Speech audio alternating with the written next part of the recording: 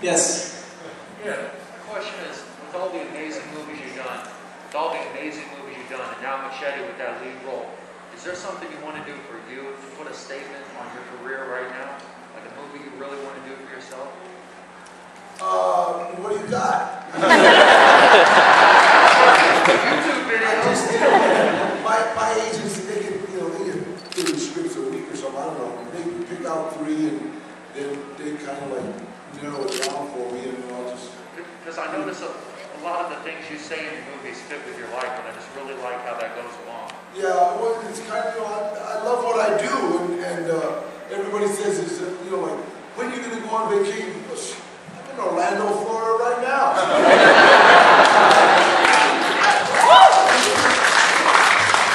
Yes, ma'am. That's where your famous lady that tattoo came from? Actually, that tattoo, I even didn't say it. I started it in 1965. I finished it in 1967. I didn't, a friend of mine, Harry Super 2 Ross, that passed away, and we were in San Quentin together, and we started it there. He did the outline, and then from there, I got kicked out of San Quentin, and I got sent to Folsom. It was almost like a scene out of West Side Story, because I was on the bus in chains, and he was on the Sally Port, and he hollered, "Don't let nobody touch the tattoo, I'll finish it, I'll be in Folsom."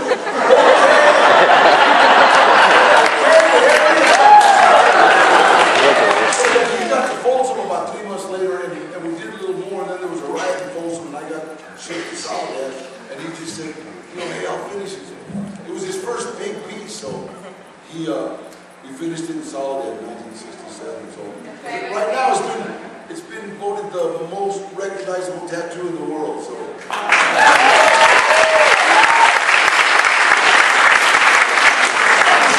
We were just killing time. Now, you got your first movie role because of your past. Yeah. Now, you want to tell us about that and how that came about? Actually, I was a drug counselor. I still have the same place, Western Pacific Rehab, and I was working with this kid at about 18 years old, and he called me up about 11 o'clock at night and asked if I would come down and hang out with him because there was a lot of blow at his job. And I thought he worked in a warehouse because it was in the warehouse district of LA. So I went down there. I thought we were just going to hang out outside. He's going to come out during break, 11 o'clock at night. We're going to smoke cigarettes, drink coffee in the car. Everybody's going to think we're gay. And he'd go back in and break. It was just for support, but it wasn't. He was a PA on a movie called Runaway Train with John Wood and Mary Robbins. I walked onto that set, and it's amazing that the first thing they asked me was, "Hey, do you want to be in this movie?" And I said, "What do I got to do?" And he said, "Do you want to be an extra?" I said, "Extra what?" This guy asked me, "Can you act like a convict?" I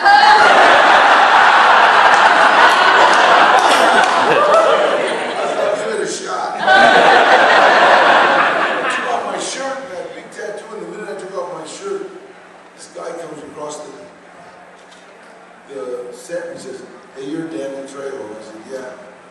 And he said, "Danny, your uncle bought a robbery for you." I said, "Oh, Eddie Bunker." And we started talking. And he said, "Danny, are you still fighting?" He saw me win the lightweight and the welterweight title up in San Quentin. And I said, "Yeah, I train. I don't box no more. I hate getting hit in the face." And he says, "We need somebody to train an actor how to box. Do you want a job?" I said, "What's it pay?" He said, $320 a day. I said, "How bad you want this guy beat up?" I've done it for $50. Everybody $50 for being an actor. I started training Eric Roberts how to box. Andre Kozlowski saw that I could work with Eric, which was almost impossible. And he hired me. He said, "You be in the movie." I'll never forget it. He was like from Russia. And I'd never been with like a European guy, you know what I mean? He came up and he goes, "You be in movie." And then he kissed me like,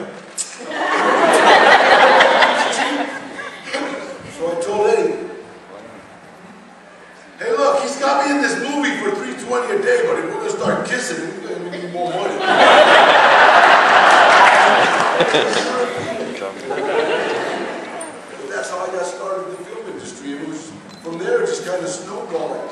I got sagged and tapped. I know what sag was. I got tapped hardly, and in '85 they used to just kind of cast like extras. They had these guys that would just have a whole bunch of extras. And I tied in with a couple of these guys, and they would always take me to movies, and I'd give it over and direct, hey, say this. My lines were like really easy, you know, kill 'em. Murder. And I never had a name. The first 5 years of my career, I was always like, inmate number 1.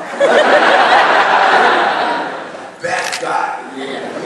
But, you know, it worked. I just kept working. I never had a shirt on. Even all my early movies, first thing the director would say, oh, take off your shirt. We're in church!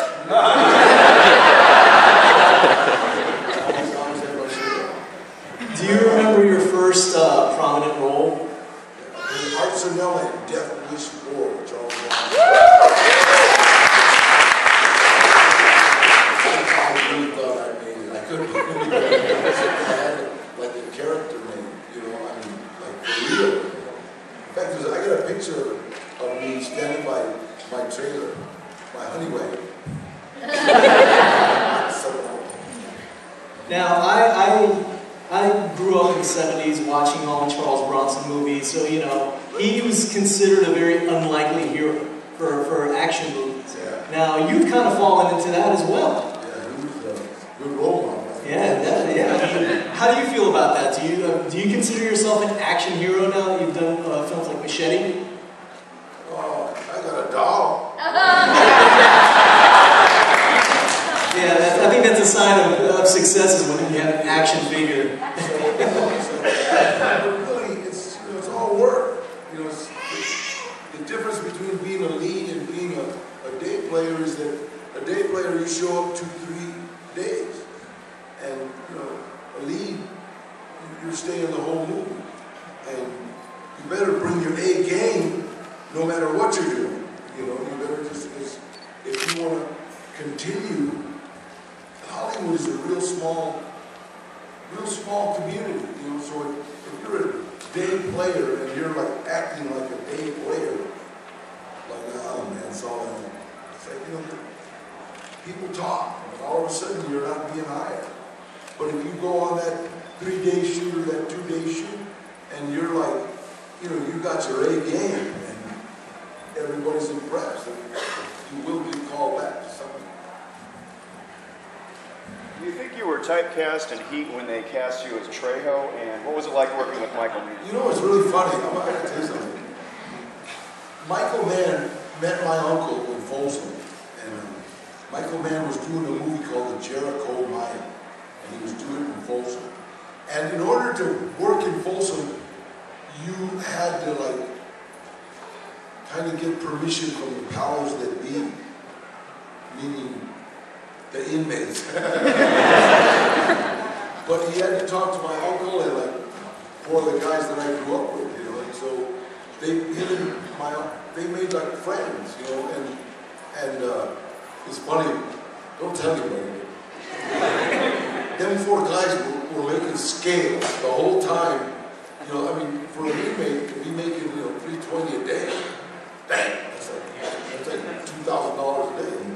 They were making like good money because they gave like permission for, you know, the rest of the guys to work. And when I came on to Heat, Eddie Bunker and I were actually the